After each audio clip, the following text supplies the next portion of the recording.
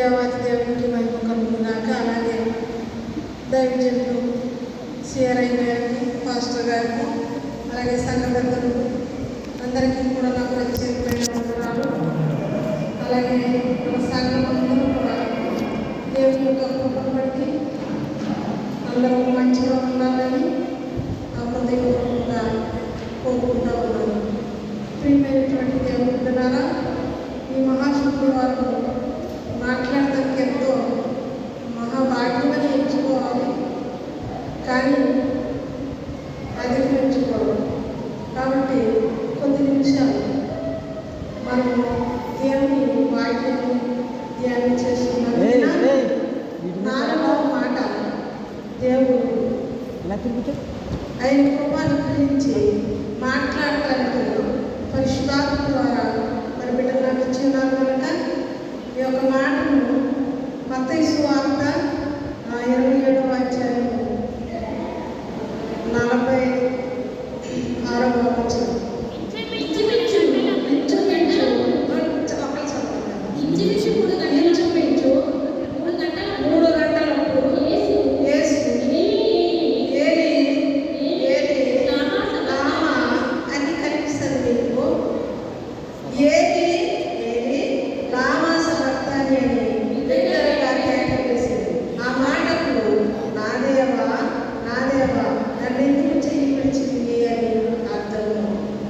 ప్రార్థన. మహాపరిశుద్ధుడ, మహామనుడైన స్తోత్రాలు. ఇక్కడ నిలవబడింది నేను కాదు తండ్రి, నీవే నాలో నుండి ఈ మాటలు చెప్పడానికి నీ పరిశుద్ధాత్మ శక్తిని దయచేది. అలాగే వినేవారు కూడా వారి హృదయాన్ని తెరవండి, వారి చెవులను తెరవండి. ఈ మాటలు వారి హృదయంలో నాటుకొని అవి నూరంతులుగా ఫలించినట్లు సహాయం చేయమని నజరేయుడైన యేసు క్రీస్తు నామములో అడిగి వేడుకుంటున్నాను తండ్రి. ప్రియమైన దేవుని సంగమా, దినాన్ని చూసినట్లయితే నాలుగవ మాటగా యేసుక్రీస్తు ప్రభువారు శిలువ మీద ఉండి ఆయన శ్రమను సహించుకుంటున్నారు, ఆయన బాధను అనుభవించుకుంటున్నారు.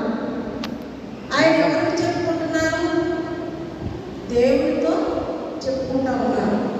అయితే ఆయన ఎవరి కోసం సహించుకున్నారు? మన కోసం, మన పాపాల కోసం. మనం ఈ దినాన్ని ఈ విధంగా ఉన్నామంటే ఆ రోజు ఆయన ఆ శ్రమను సహించుకున్నాం వల్లనే ఈరోజు మనం ఇంతగా ఉన్నాం, బాగున్నాం. ఎందుకంటే యేసు ప్రభు వారు ఆయన ఇశ్రాయేలు ప్రజలను రక్షించడానికి అనేక మంది ప్రవక్తలను దేవుడు పంపించాడు, కానీ వారు మారలేదు. అందుకే తన ప్రియ కుమారుని పంపించి ఆయన క్రైదనంగా ఆయన రక్తం చిందించి బలి అర్పించినప్పుడు ఆయన శ్రమలు అనేక రకాలుగా ఆయన బాధపడ్డాడు. యెషయా గ్రంథం 53వ అధ్యాయంలో చదివినట్లయితే యేసు ప్రభు వారు ఎన్ని శ్రమలు సహించుకున్నారో మీకు అర్థమవుతుంది. చదువుకుండా ఆయన చదవడానికి మనకి సమయం కాదు కనుక మరి ఒకటి మాత్రం నేను చదివి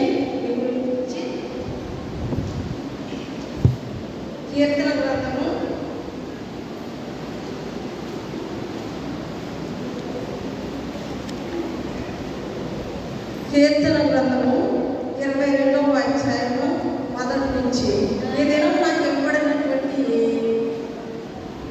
వాక్యము యేసు ప్రభు వారు ఆ శిలువ మీద పలికినటువంటి మాట పూర్వము భక్తుడైనటువంటి దావీదు ద్వారా పలకబడినటువంటి మాటలు. ఇది మన వాక్యము అదే. ఎందుకంటే జోసెఫ్ రాజు ముందుగానే మనకు చదివించారు ఈ మాటలు. నాకు ఇవ్వబడింది కూడా అదే మాట. కనుక ఈ మాటలో కొన్ని మాటలు మనము తెలుసుకుందాం.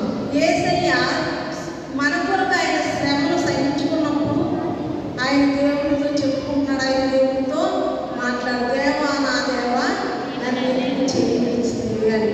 ఆయన చేయించిపెట్టలేదు. ఆయన దేవుడు మన కొరకు, మన బావు కొరకు, మన దేవుడి రాజ్యానికి వారసులు అవ్వాలని, చనిపోవలసిన మనం బ్రతికి ఉండాలని, మన పాపముల చేత దోషముల చేత మనము చనిపోవలసిన వాళ్ళు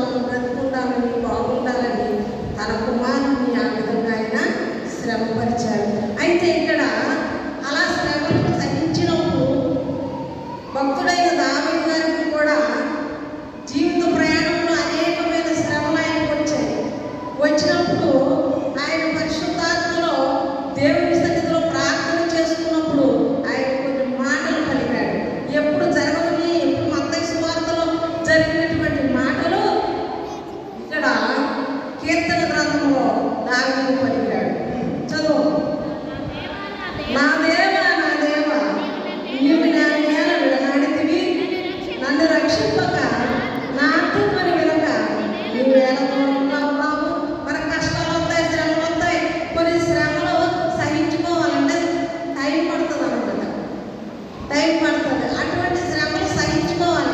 మనం అనుకుంటా దేవుడు నన్ను విడిచిపెట్టేశాడు, ఆయన విడిచిపెట్టేశాడేమో అని మనం అనుకుంటాం.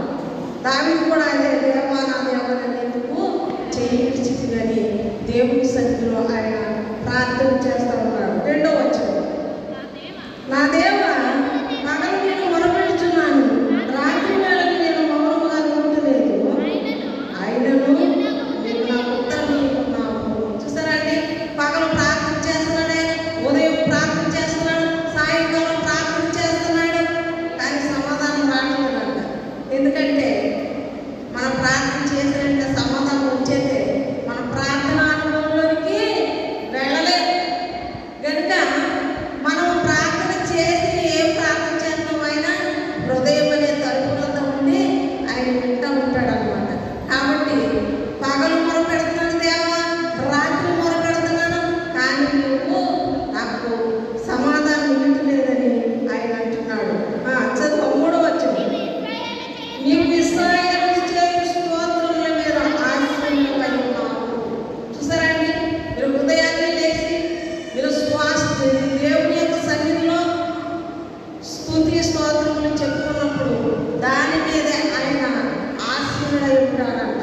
అర్థమైందండి? అందుకనే స్తుతి చెప్పాలి, స్తోత్రం చెప్పాలి, హల్లెలూయా చెప్పాలి. ఆయన ఎక్కడ ఉంటాడు? స్తోత్రముల మీద ఆశీనుడై ఉంటాడంట. మా గుళ్ళో చెప్తాను వీల్లేదు, హల్లెలూయా మా గుళ్ళో చెప్పడానికి స్తోత్రం వీల్లేదు అని అంటారు. స్తోత్రముల మీద ఆశీనుడై ఉంటాడంట దేవుడు. ప్రియమైన దేవుడు బిడ్డలారా, దావీదు ఆ విధంగా ప్రార్థన చేసేవాడు. అలాగే యేసయ్య కూడా సిలువలో ఉండి మన కొరకు ఆయన శ్రమలు సహించుకుంటూ ఆయన బాధను అనుభవించుకుంటూ ఆయన ఏం చెప్పుకుంటాడంటే, దేవా నా దేవా నన్ను చెయ్యి విడిచితివి. అలాగే 6వ వచనం, నేను నరుడను కాను, నేను పురుగును, నరుల చేత నింపబడిన వాడను, ప్రజల చేత పునీతనింపబడిన వాడను. ఈ మాట దావీదు పలికాడు. ఎక్కడంటే నేను నరుడను కాను, పురుగును అంటాడు. ఆయన పురుగును అని ఎంచుకుంటా ఉన్నాడు. మనమైతే అలా ఎంచుకుంటామా? మనము అలా ఎంచుకోము. ఒకరి మీద ఒకరు గొప్పగా ఉండాలని మన హృదయంలో ఉంటుంది తప్ప పురుగుని కానీ ఎంచుకుంటారు ఎవరైనా? దేవుడు ఎంత తగ్గించుకున్నాడో అప్పుడు దావీదు కూడా అలాగే తగ్గింపు స్వభావంతో ఆయన అంటాడు, నేను నరులను కాను, పురుగును, నరుల చేత తృణీకరింపబడిన వాడు. యేసయ్య మన కొరకు ఆయన తృణీకరింపబడ్డాడు. ఆయన శ్రమలు సహించుకోకపోతే, ఆ బాధలు అనుభవించకపోతే మనకి ఈ రోజుని రక్షణ అనేది మనకి లేదు కనుక దేవుడు అలాగ బాధలు అనుభవించిన వాళ్ళని ఈరోజు మనం రక్షింపబడ్డాం. మన పాపానికి ప్రాయశ్చిత్తం దొరికింది. కాబట్టి ప్రియమైన దేవుని బిడ్డలారా, 7వ వచనం, నన్ను చూసి వారందరూ పెదవులు విరిచి తలాడించుతున్నారు, అపహసించుతున్నారు. యెహోవా మీద నీ భారము మోపుము. యెహోవా మీద అంటే ప్రజలు మనల్ని చూసి తలాడించినా, పెదవులు విరిచినా, ఏం చేసినా మీ భారం ఎవరి మీద ఉండాలంట? దేవుని మీద ఉండాలి. అప్పుడు దేవుడు ఏం చేస్తాడు? దావీదు గారు ఏ విధంగా అయితే ప్రార్థన చేసుకుంటున్నారో అలాగే మనము శ్రమలు సహించుకుంటూ ప్రార్థన చేసుకోవాలి.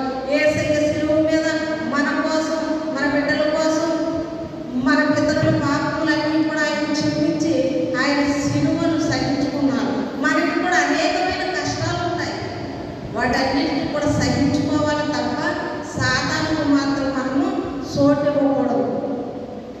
దేవుడు సాతానుకు చోటు ఇవ్వలేదు, ఆయన జయించాడు. యోబు గారు కూడా సాతానుకు చోటు ఇవ్వలేదు, ఆయన కూడా జయించారు. అలాగే మనం కూడా జయించాలి. దేవుడు మరి మనం ఒక మాట చెప్పి ముగిస్తానమ్మా. ఎఫెసీయులకు రాసిన 5:2 కాదు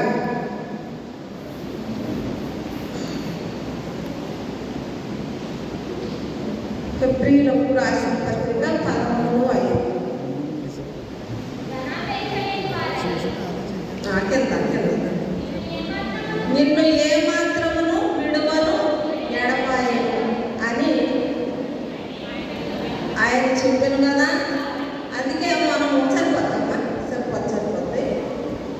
నిన్ను ఏమాత్రమును విడువను ఎడపాయనని దేవుడు చెబుతున్నాడు. మనం ఆయన విడిచిపెట్టే దేవుడు కాదు. నేను మరి ఆ దుబాయ్ దేశంలో కాలిపోయినప్పుడు నన్ను విడిచిపెట్టాడు ఆయన. మరణాంచితంగా వెళ్ళిపోయినప్పుడు ఆయన బ్రతికించాడు. ఆయన తర్వాత కరోనా వచ్చినప్పుడు ఎక్కడో ఉన్నది, ఎవరు లేరు, తల్లిదండ్రులు ఎవరుంటారు అక్కడ. మరణాంచితంగా వెళ్ళిపోయారు, ఆయన విడిచిపెట్టలేదు. మరలా ఇంకొకసారి హెల్త్ ప్రాబ్లం చేత అక్కడి నుంచి కొంతకాలం అక్కడ బాధను అనుభవించి ఇక్కడికి వచ్చారు. ఆయనను విడిచిపెట్టలేదు, ఆయన బ్రతికించాడు. ఎందుకంటే ఇక్కడ దావీదు ఎలాగైతే ప్రార్థన చేసుకొని ఆయన జయించాడో అలాగే అనేక మంది ప్రార్థన ద్వారా ఈ దినాన్ని మీ మధ్య నిలబడి మాట్లాడటానికి దేవుడు ఆయన కృప అనుగ్రహించాడు. ఎందుకంటే యేసయ్య శ్రమలు సహించి మనమందరం ఈరోజు ఈ విధంగా ఉన్నాము అంటే ఆయన కృప మాత్రమే. కనుక ఆయన శ్రమలు సహించారు. మనం కూడా శ్రమలు సహించి జయించి సాతాను చూడకుండా మనమందరం కూడా దేవుడు అంటాడు, మిమ్మల్ని పరిమళ వాసనగా ఉండటం మిమ్మల్ని నేను పిలిచాను అన్నాడు ఆయన మనలో. ఎందుకంటే మనం మారిన తర్వాత మనం పరిమళ వాసనగా ఉండాలి, దేవునికి ఇష్టలుగా ఉండాలి. ఉన్నప్పుడు ఆయన శిలువ శ్రమల ద్వారా మనకి పశ్చాత్తాపము, పాప క్షమాపణ, పరలోక రాజ్యము సమస్తము కూడా ఆయన చేతిలో ఉన్నాయి. ఆయన యెహోవా ఆశీర్వాదము ఐశ్వర్యమిచ్చు. కాబట్టి ఆయన ఆశీర్వాదం కొరకు, ఆయన కృప కొరకు మనం ఎదురు చూసే వారముగా ఉండాలని సంఘమందరికీ మనం చేసుకుంటూ కొద్ది మాటలు దేవుడు మీ హృదయంలో భద్రపరచుగాక.